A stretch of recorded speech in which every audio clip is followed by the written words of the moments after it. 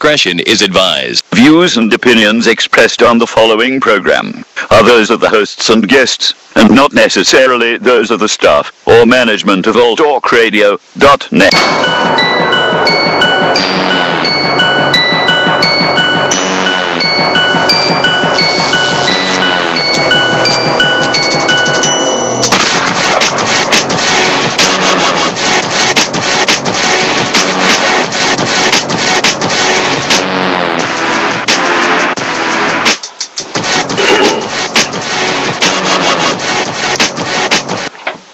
What's going on, y'all? All Talk Radio, and I am your host, Dontaes Boxing Nation Show. This is the Dontaes Boxing Nation Show, and we're going to go ahead and get it in. Ranger, you there?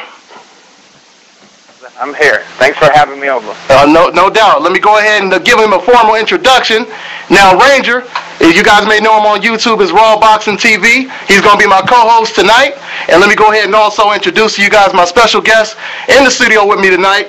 This man right here is one of the best amateur trainers in the nation right now. You guys may have seen him, or at least seen his gym on All Access. He's had Marcos Maidana at his gym. He's had Robert Guerrero at his gym when he was fighting against Floyd Mayweather. And like I said, one of the best trainers in the nation. What's going on, Mike Newsom? What's going on, man? All right, man. So first things first, I'm going to go ahead and get this man started right here. Now, Mike right here, you basically been doing all type of international tournaments. Yep. You've been traveling everywhere. You got some fighters that you're working with. Matter of fact, number 2 in the nation, Timothy Lee. We're going to talk to him in a little bit. Okay. Go ahead and elaborate on that, man. Let everybody know exactly what you've been doing, the tournament you've been working with and everything, man. Well, man, I just been staying as busy as I possibly can lately. You know, like you said, I've been in the amateur game for a minute. Also been working with professionals for a long time. Timothy Lee, I started training him about 2 months ago. We're getting ready for a really big fight in January in Spokane, Washington. We're going to be shooting for the #1 spot in the amateur rankings at 152 pounds. So we've been training extremely hard with that, sparring everybody from the likes of Sharif Bulgari, some other top pros right here in the Las Vegas area. Just getting them ready, man. Just getting them ready. You know me. You know how I train. You know how I get down in the gym. So getting my man ready before we can go take that #1 spot. Absolutely, man. Let me ask you this, man. Now, you already know that there's going to be some changes in the amateurs. They're going to start having tournaments without headgear. Right. How do you see that, man? You see that changing anything or what? I mean, I really don't like it, man, to be honest with you. Like you said, I've been traveling all over the world this year and last year. Been in and out of the country, seen a lot of different stuff I didn't like. I don't think it's right that they took the headgear off of the kids because, I mean, they're not getting paid for it. You know what I'm saying? So I think it's going to change the game a lot. The fighters and the coaches do have the option to go with or without headgear. But, you know, if it's going to be up to me, man, I would never let my fighter do that, take that risk without headgear if he's not getting paid for it. Yeah. You know, now a lot of people think that, you know, we was America or the the American fighters was a lot more successful when we weren't using headgear. All right? So you don't believe that then? You think it's better to go ahead and use the headgear? I think it's better, man. It's just, I mean, safety first is what it really comes down to, man. Our primary concern is the fighters, so we really need to look out for the fighters first, man. Headgear is always the best option. Okay. Now, before we go to talking about some more stuff, because we are going to be talking about the Broner fight, the Broner undercard, and all of that. Ranger, you have any questions you want to ask Mike over here? Yes, Mike. How you doing? This is Ranger with Raw Boxing TV. How you doing today, sir? Good. How you doing, sir? I'm doing all right. How do you think it's going to affect your fighter when he moves up? Let's say that everything goes well to him and he makes it up to the Olympics. How do you think it's going to affect him, you know, elaborating on what we were just talking about as far as not having headgears? You know, some countries bring fighters that are, you know, 28, 30 years old against younger fighters. How do you think it's going to have an effect on him?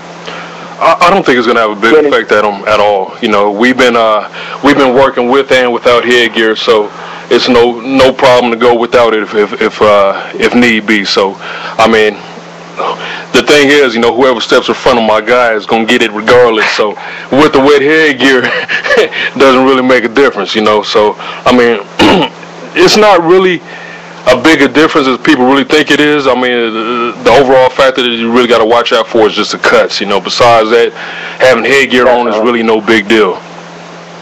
Now, this is a question that I've been wanting to ask some people, but you know, a lot of people. Honestly speaking, let's say your fighter goes to the Olympics, comes back to America with the gold, and let's say Top Rank and Golden Boy puts a contract in front of him for the same length of time, same amount of money.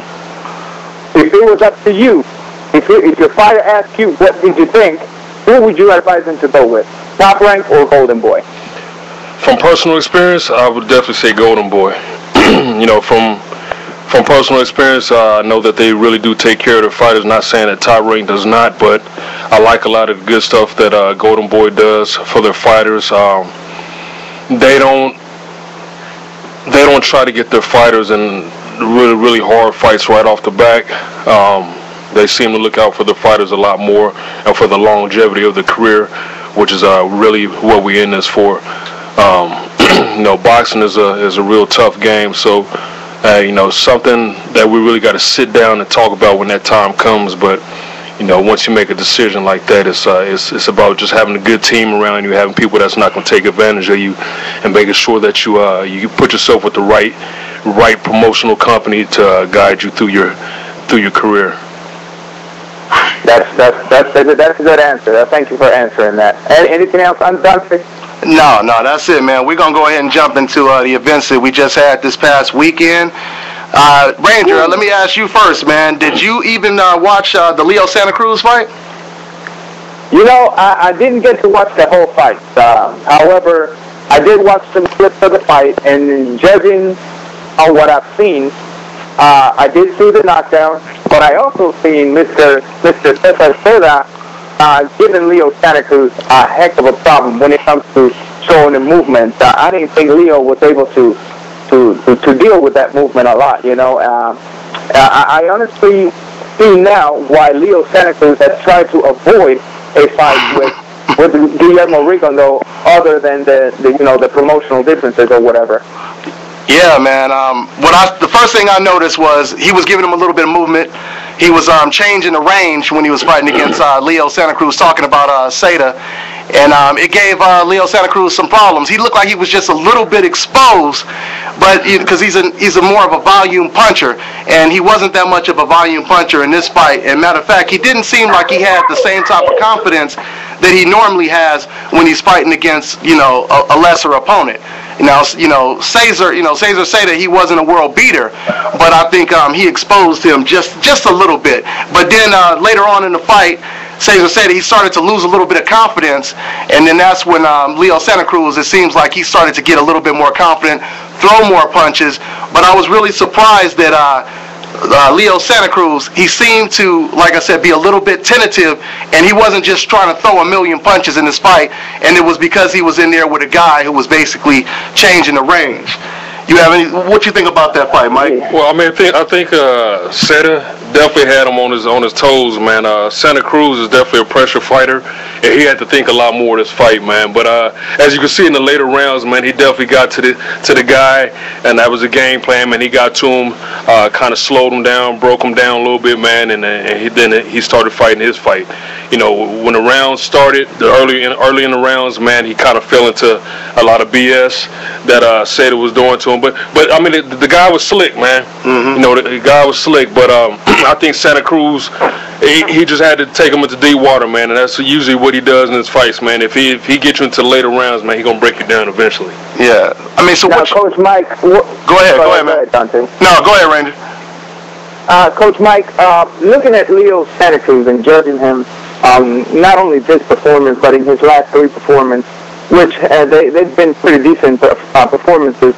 Where do you see him against a higher level slick fighter, sort of like the Rigondo, sort of like Gary Russell Jr. if they ever gets to fight?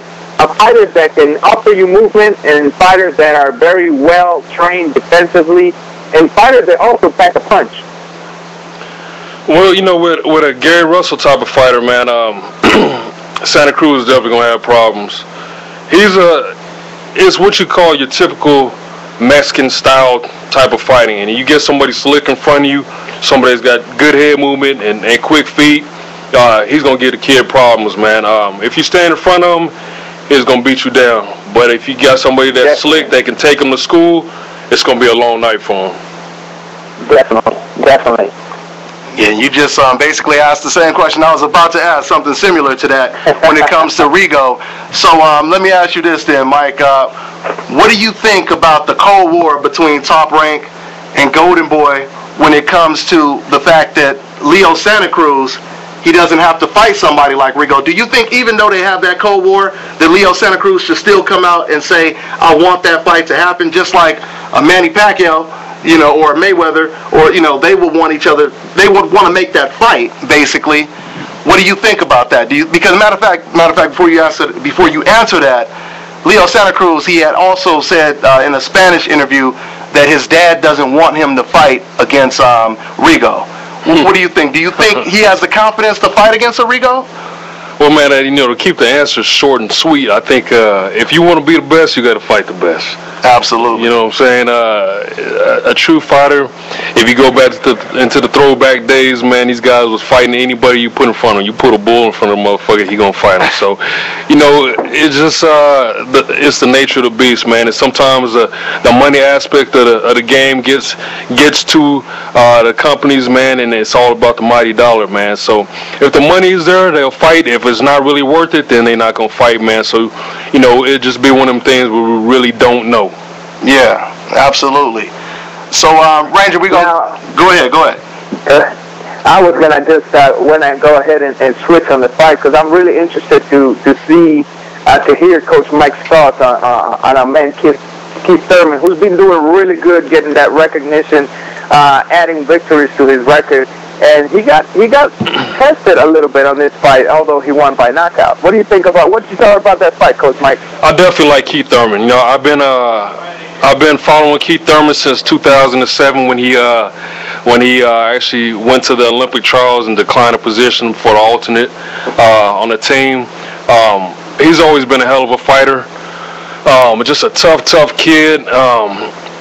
Definitely doing a lot more boxing than he used to be. He's hard to hit.